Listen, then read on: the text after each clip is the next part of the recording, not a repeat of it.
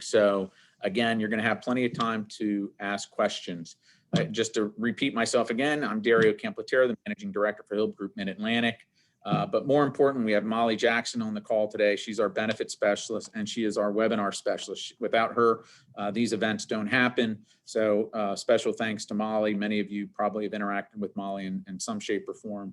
And I want to thank Molly for her continued leadership in putting these together. So thank you, Molly. Our next slide, I think, is an important one. Well, this is absolutely important, but the one after this is even more important, maybe. But this is just a brief overview of some of our capabilities of Hill Group Mid-Atlantic. It's one piece. We do 401k services. We do business insurance. We do life insurance, long-term care. We do malpractice insurance. So any benefits and consulting needs, we're always can be a sounding board to you. Obviously, as a client, we thank you for being a client. If we can expand that relationship and help you in other ways, we're happy to do that. If you need a sounding board, a second opinion, you just want to do some due diligence, please consider us to assist you with that. We're always happy to do that for you. The next slide is really the one I wanted to mention real quick. This is just an upcoming schedule of our webinars that we have. And for 2021, we've made a commitment to continue to doing presentation webinars every other Friday at 11 a.m. and we'll continue doing that. And what we've decided in our conversations, Molly and I, is to try to look at 6 weeks at a time because we're in a state of flux. It's kind of a fluid time with a new administration coming in, what's happening with ACA, what's happening with COVID and vaccine. So we're trying to keep some fluidity in our content. We encourage you today, one of the things you're going to be getting after today's presentation is a survey on our overall webinar series. And we ask you, please take a minute. It should probably take 3 minutes at most. It's 5 or 6 questions. Take a moment to complete that survey. It helps us make the 2021 calendar better for you. And that's really our ultimate objective, is to make this content good for you.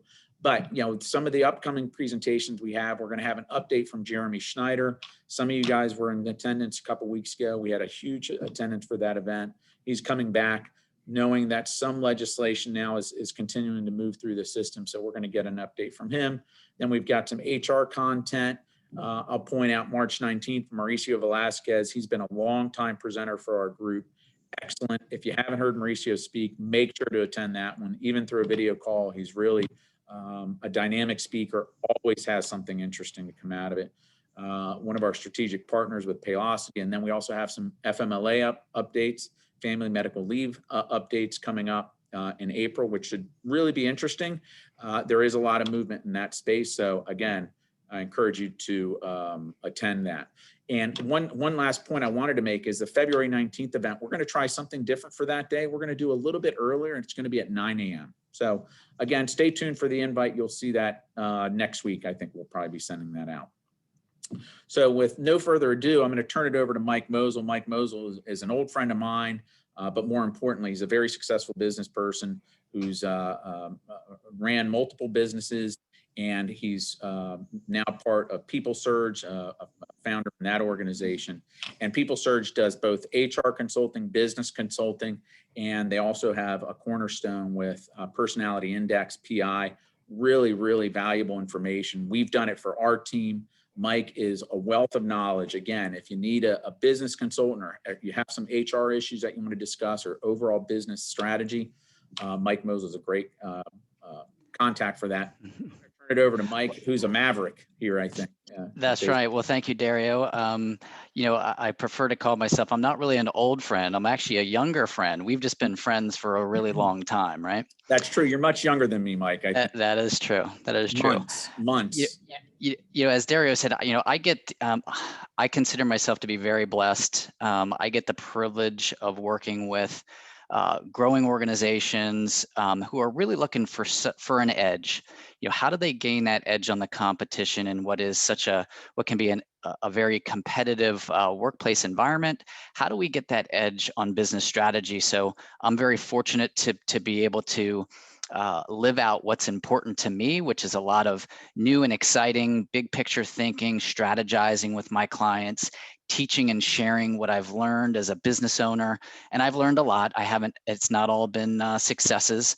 And I really get to do that by teaching my clients how to hire the right people, how to build the right teams, which we're going to spend a lot of time on today. The whole focus is going to be around team building, but ultimately the business context is really how do we help you as business leaders go execute, go deliver on the initiatives that you're trying to go deliver on. And as we're going to talk about when we think about COVID, and I'll reference this today, this has been a very dynamic environment, perhaps no more dynamic over the past 10 to 11 months. So business priorities are continuing to shift. So we'll talk all about that today.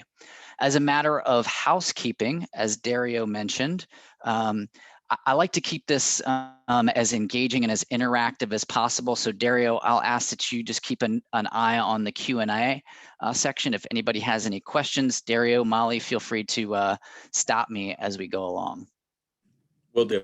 So I'm gonna set the stage. I always like to get some feedback from the audience before I do these presentations. So in a moment, I'm going to launch a poll, but I'm going to tell a little story in the context of being business owner, being a CEO myself, and then I'm going to talk in detail about the 3 things that I think every senior leader of organizations must know about building teams. So I'm really going to be introducing you to a new way of thinking about building your teams.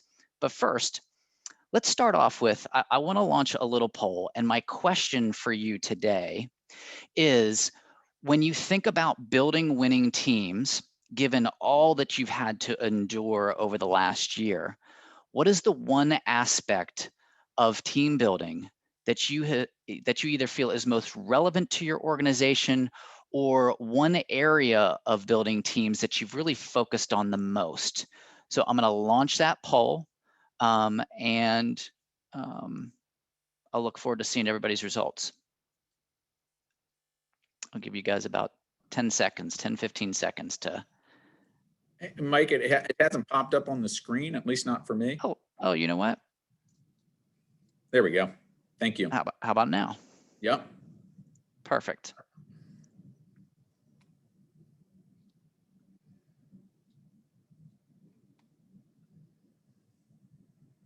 Can everybody see the results as they're popping in? Yeah. Good.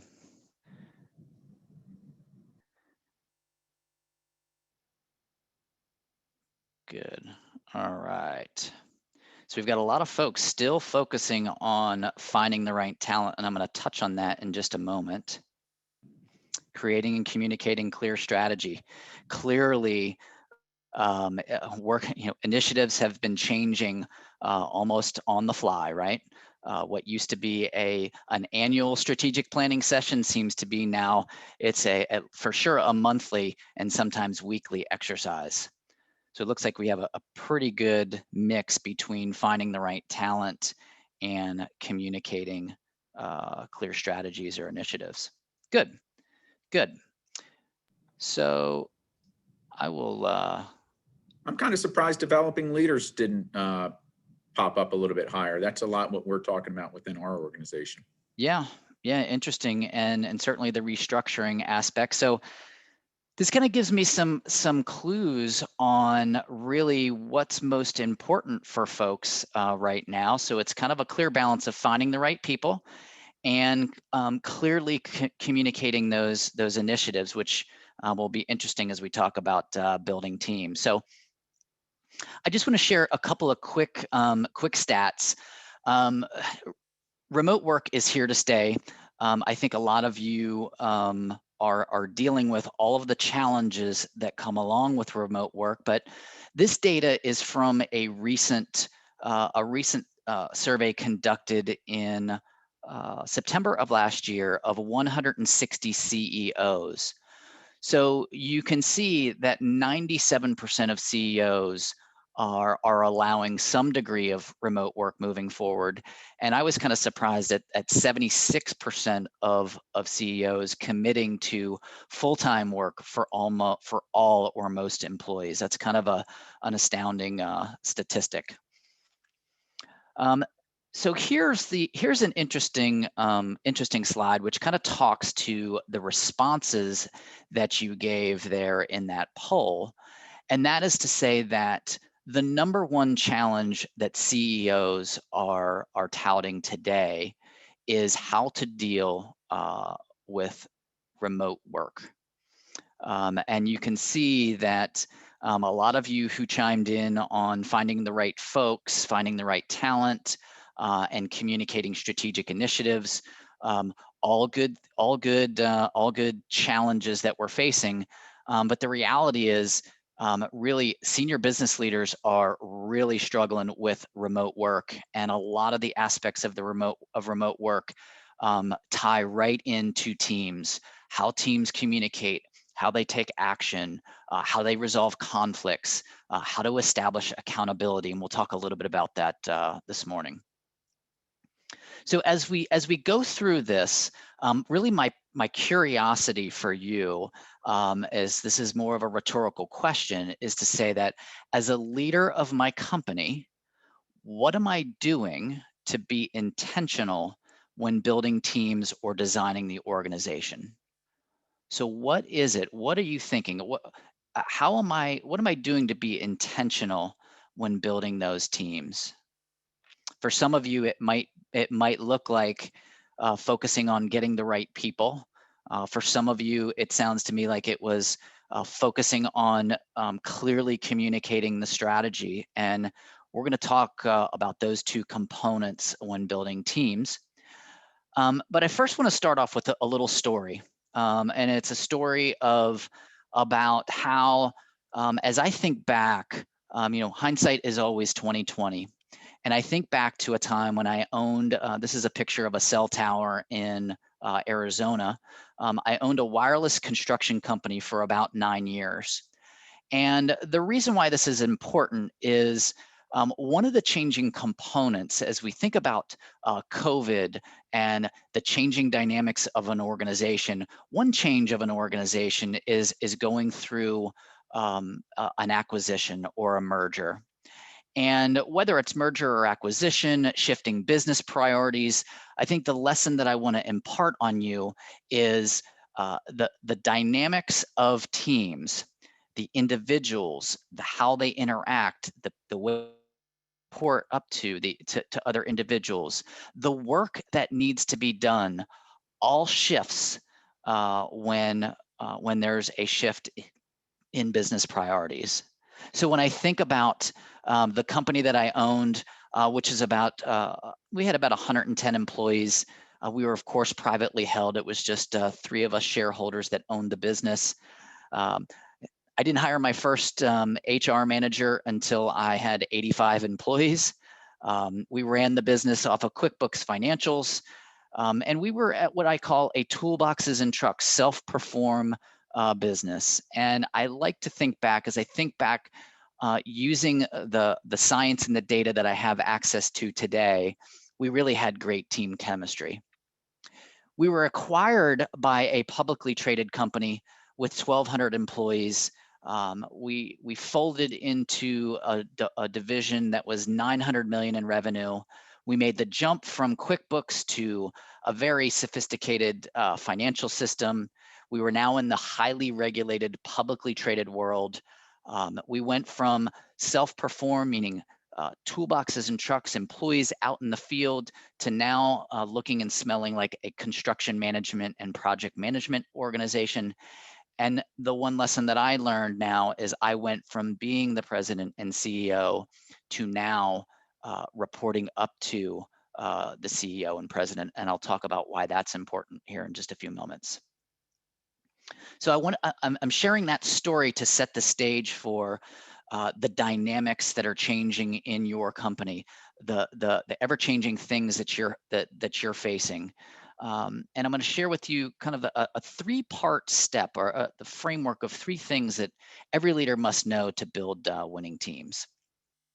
So we first talk about defining the world of work. And this 4-part framework just really helps us get clear on what are the real aspects of work? What are we really dealing with when we think about work? And there's really four quadrants here. There's the teamwork aspect. How do we get people to work together? How do we get people to get along, to work as a cohesive unit? We have the innovation quadrant up in the upper right. This is all about big ideas, new risks, launching new products and ideas. I happen to be somebody that really gravitates towards living in the innovation world. Then we have the results world. This is all about bottom line performance. This is all about execution. This is all about drive. This is all about keeping people, holding people accountable. And then lastly, down in the bottom left is the process-oriented world. How do we create systems to run a business? How do we scale? This is all about the details, the specific processes that need to be in place. So I share that to say that as leaders, we really need a frame of reference upon which we need to understand ourselves and how we really sit in that world of work. So as a leader, how do I lead? What are my strengths? What are my blind spots? How do I really navigate who I am as a leader? And I'm sure, most of you, if you've done any work around psychometric assessments, developing self-awareness is one of the key things, key focus areas of developing leaders. And so much, talk in the business world right now is really around developing leaders versus developing managers. And what I mean that to say is that we can have leaders at every level of the organization, regardless of where they sit on the org chart. So when I think about the world of work, this is an example of me. This is where I sat in the innovation. I was all about taking risks, charting a new course, being the visionary for the organization. And it was important for me to be heard, that my ideas were acted upon, and that I knew I needed to set the tone for the organization. So there's really the very first piece of the puzzle is as leaders, and it's important to know that this leader this does not have to be the CEO, a VP. This could be the person that's leading the team. What is the overall natural motivating style of that leader? It could be of any team. I really want to emphasize that. The second component to this is really who's on my team. How does the team go about its work? How do we communicate? How do we take action? What are their strengths? What are their blind spots? And ultimately, how do they interact together? So, as leaders, we really want to understand all of the aspects of the folks that are on our team, just like we have insight into ourselves. And when we don't understand the dynamics of our team, we can create misunderstandings. There can be unhealthy tensions between two people. A lot of folks will feel left out. They can feel unheard. And really, we can't have a cookie cutter approach to really dealing with everybody on the team.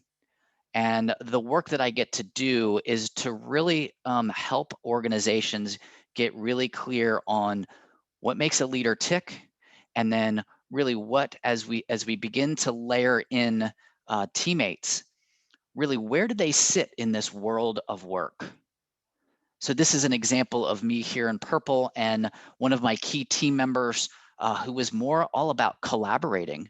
This individual was about sharing ideas, bringing people together, right?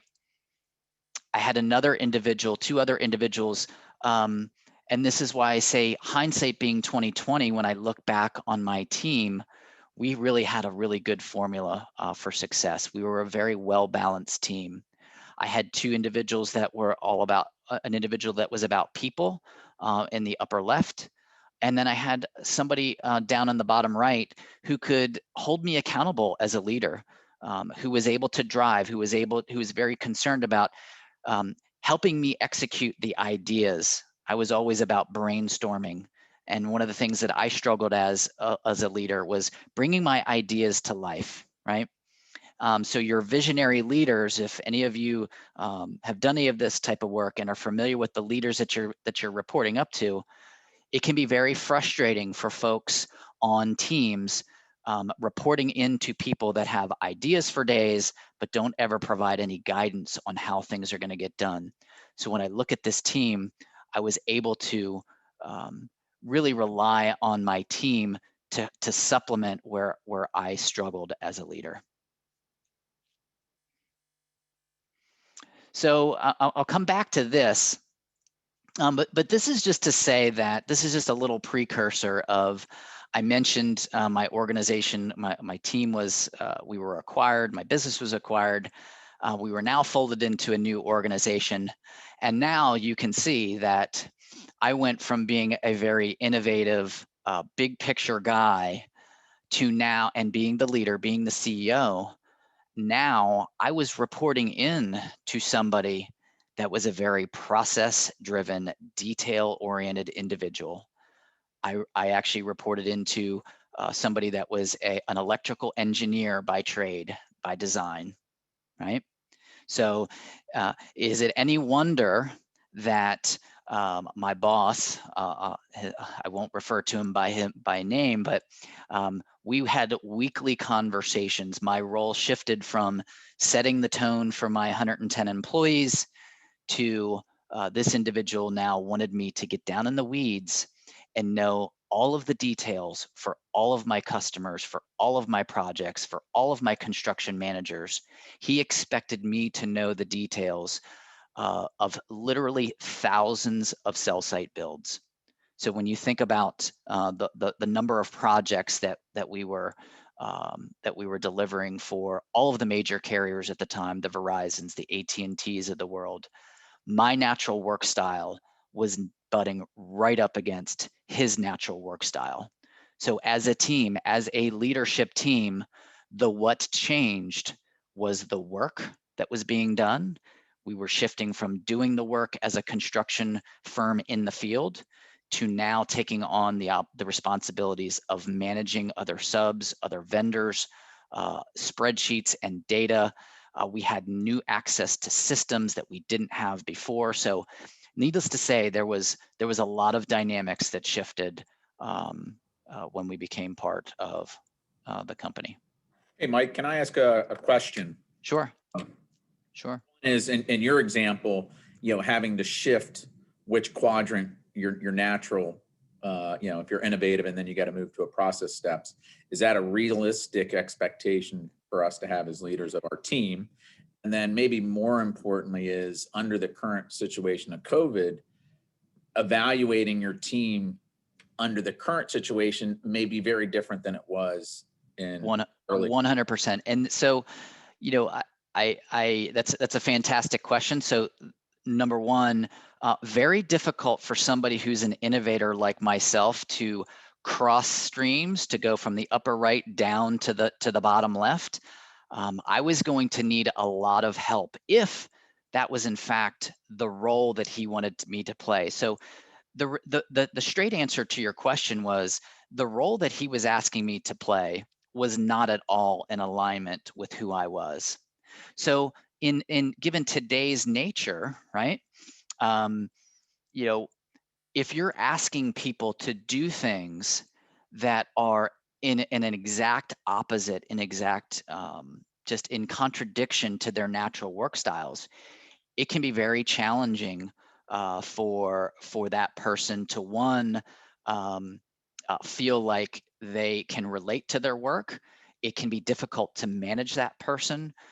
They can feel just drained. For me, having to get down in the details all day would be very draining. So, I ask you to give consideration to the teams that you now have. What are some of the things that you've now asked them to do, and which is kind of setting up the stage for my next slide, where we talk about what has really changed. And Dario, feel free to chime in as as people are I'm happy to answer questions around this, around the what's changing, because the third leg of this stool, there's, who are we as leaders of teams? There's the team dynamics, how we get along, how do we interact? But the third one, and this is really most important, is how does what does my team need to do? What is changing? What is the work that's being, how is the work changed? And by the work, that can mean a lot of different things.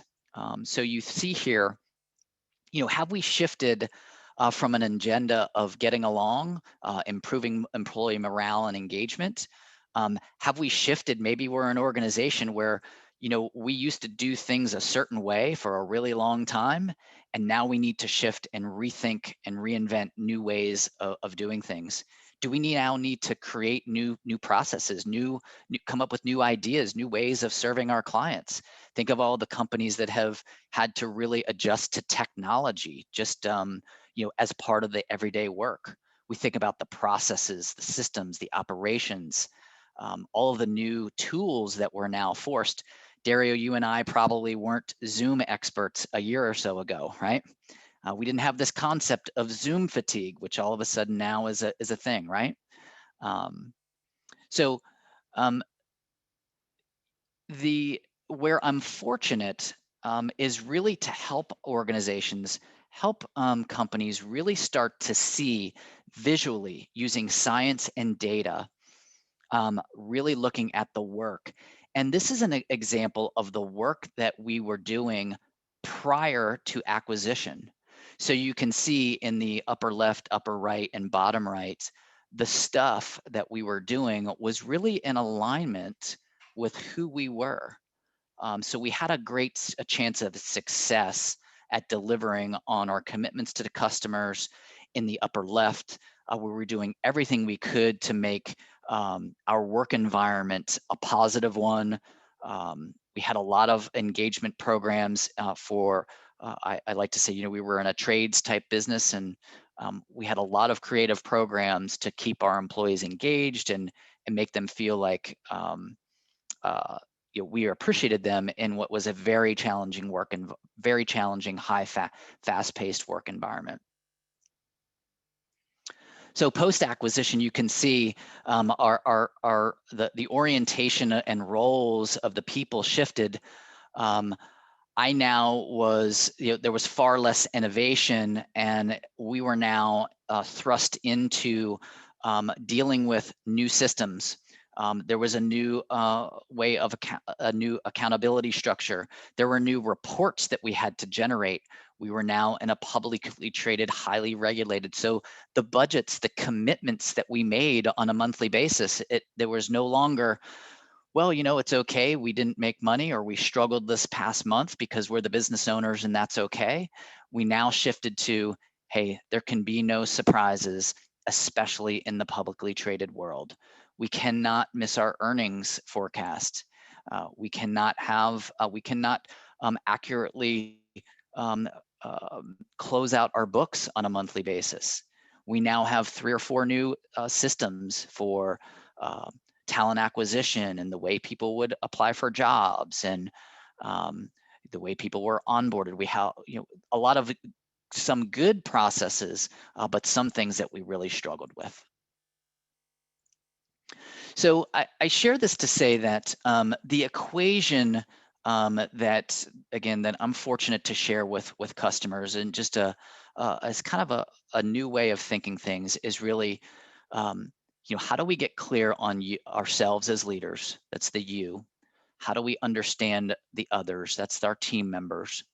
Then layering in the work. If we want to ultimately give ourselves the best opportunity at going to achieve the results that we've set out to achieve, this is really, we have to keep all 3 of these things in check. We have to be mindful of all 3 things, because when one aspect of this equation changes, when we as the leader roll off a team, when you lose that key person, losing the team, the dynamics of that team have now changed.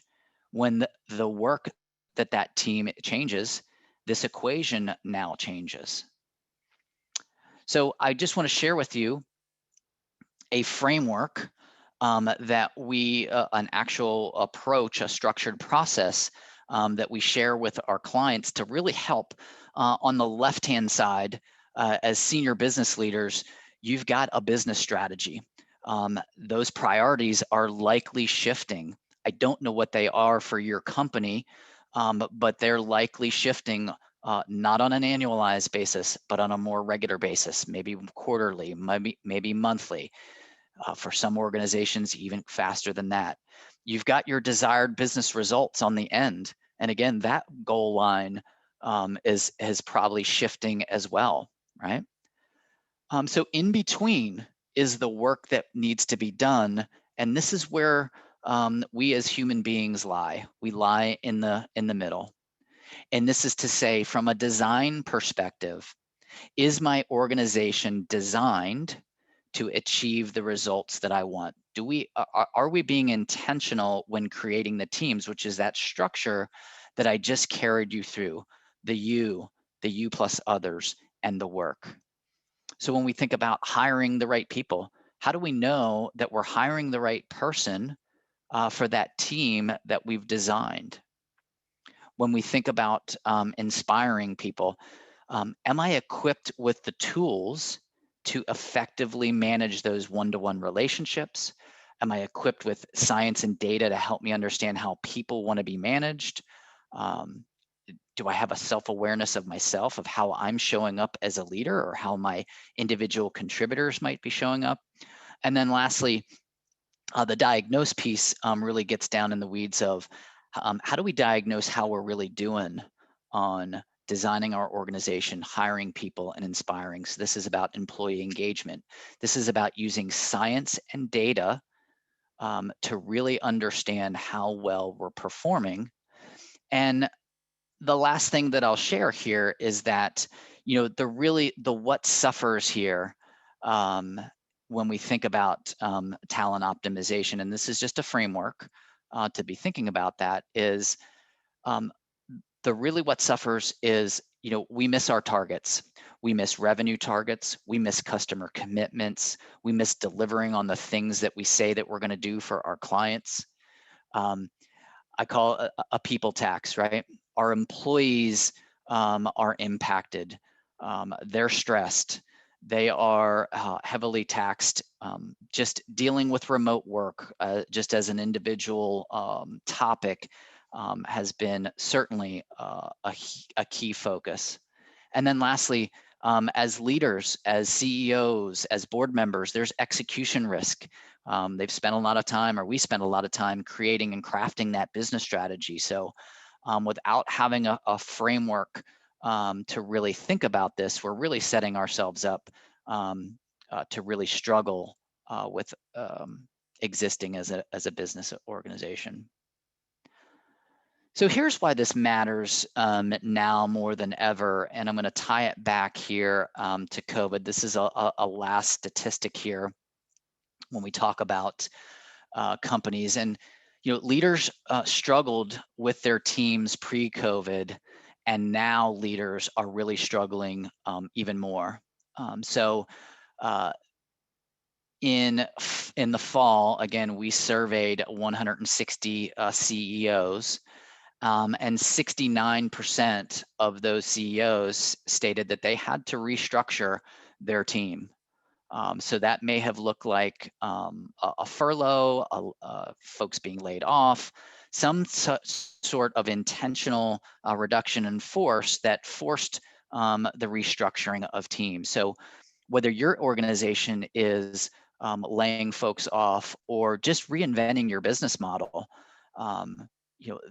there is data that shows that we are all struggling with figuring out how to deal with this ever-changing business environment.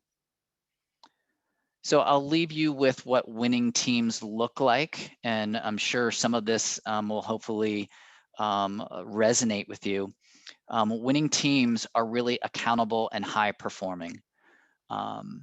When we have that ability to know how individuals like to be managed, how people may need to be, how we might need to follow up on folks on our team, we can really clearly establish accountability, and teams can become higher performing. When teams are engaged and operating with purpose, when we know how people want to be managed. Molly, for instance, her behavioral style is she loves to be around people. So it's important for her. She's got a good balance. I'm picking on you, Molly. I'm bringing you into the mix here. Molly loves to talk to people, right? So there's an element of remote work that is really taxing, not being able to engage with other human beings. What I also know about Molly is she really appreciates freedom and flexibility in her schedule. So, hey, congratulations, I don't have to be at work at 8 a.m. on the dot. I might be able to, I can work in the morning, maybe take my kids to school or do what I have to do and maybe get back to work in the evening. So there's a lot of that flexibility, but it's important to know those kinds of things, right? Are my teams collaborative and cohesive? Who are the folks that are really my collaborators on the team?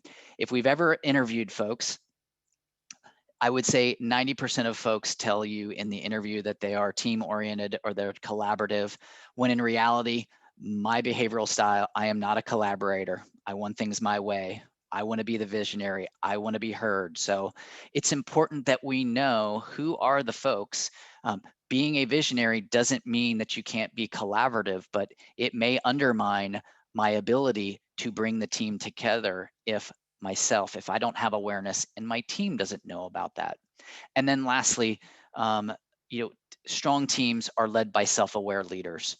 If I'm aware of what I struggle with, whether I'm a CEO, a VP, a project manager, a senior manager, a director, this is not about title. This is about, if I'm a leader, how do I develop that basic self-awareness to understand how to manage to my strengths, and really, how do I stretch? Where might I need to stretch as the business priorities shift? So with that, I know I've done a lot of talking. I'm trying to be mindful of our time today. I really appreciate everybody staying tuned in. I'd certainly like to open it up, Derry, if you've got any questions that have come into the chat. Nothing's coming through the chat, but I will open it up to anybody who'd like to ask a question. Again, Mike, that was really a comprehensive review of a lot of information in a short period of time, but really gave some valuable insight. I'll open it up. Anybody have a question for Mike? Feel free to unmute your line. Mike, maybe while people are doing that, one of the things is, the book Good to Great was getting the right people on the bus and getting the right people in the right seats. So, yep.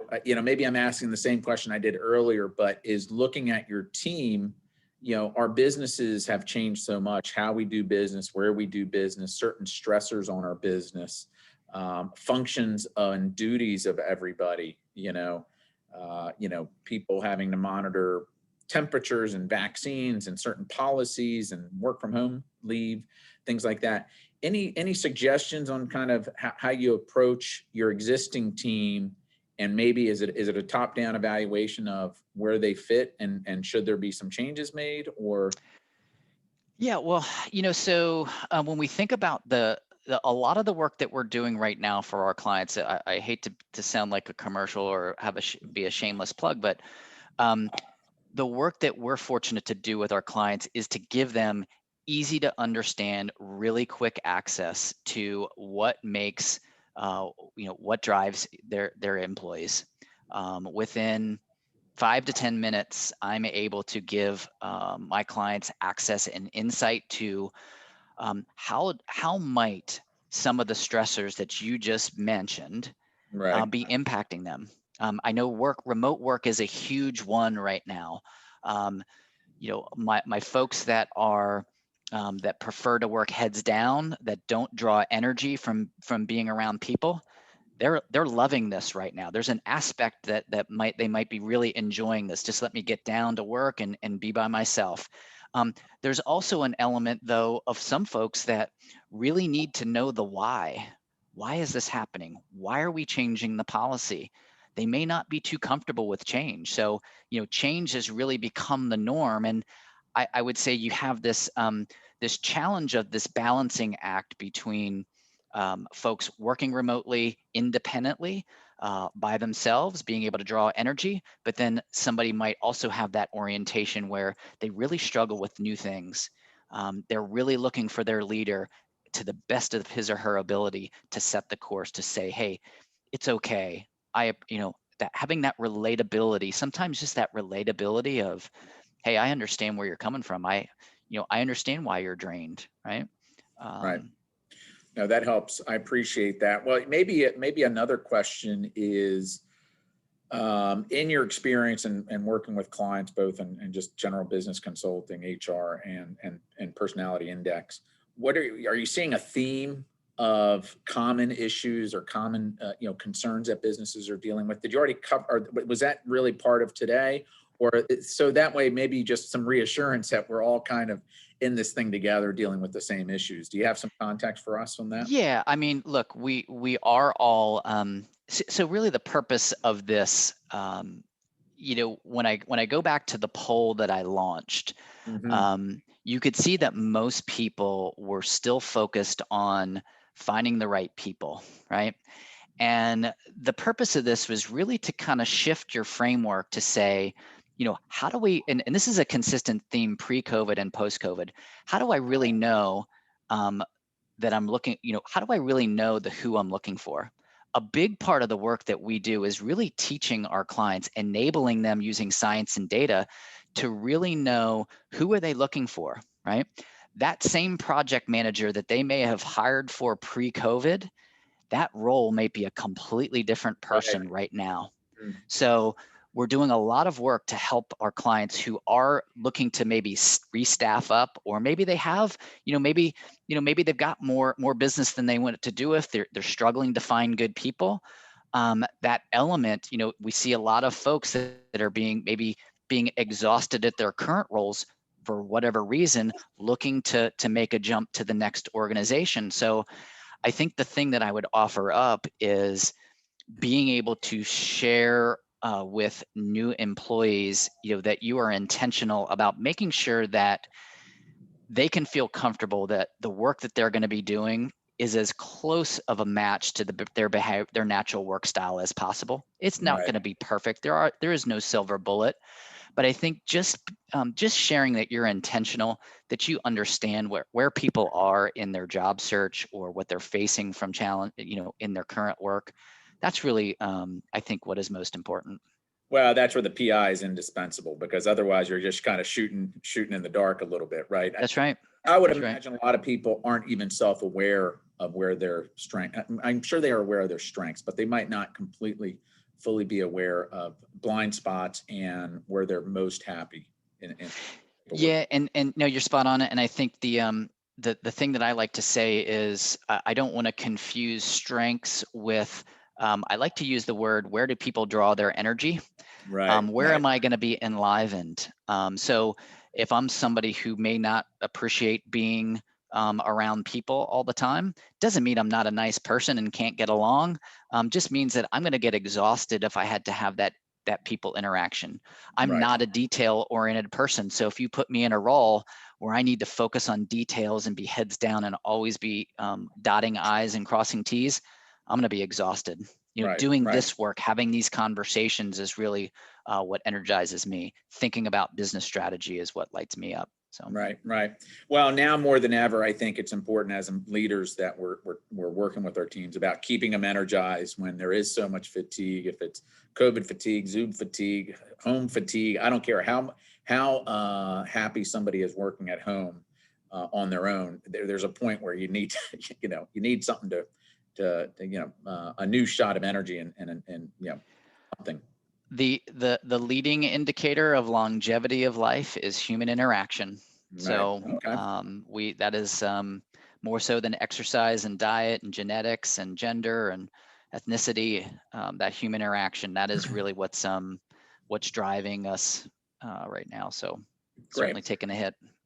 Well, just as a reminder to the group, we will be sending out a copy of the presentation and a recording. That'll go out this afternoon. I want to thank everybody for participating in today's webinar. Stay tuned. We're going to have another one in 2 weeks where we have Jeremy Schneider again from Jackson Lewis presenting.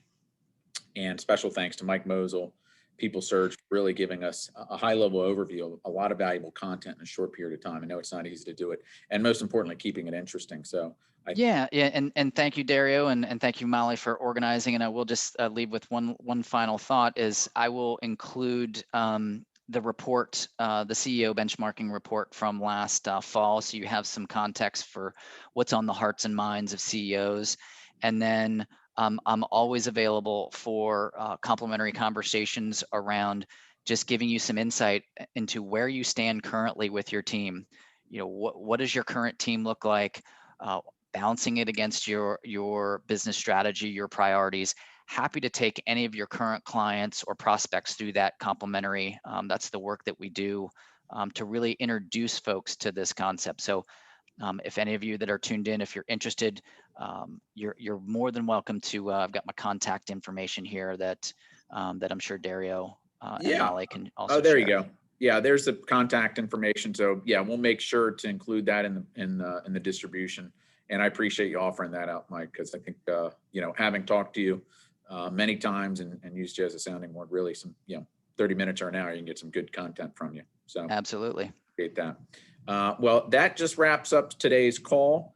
I want to thank everybody again for participating in today's call. Stay tuned for our next event on February 19th at 9 a.m. That's a special time for that event. And, as this slide says, if there's anything we can do,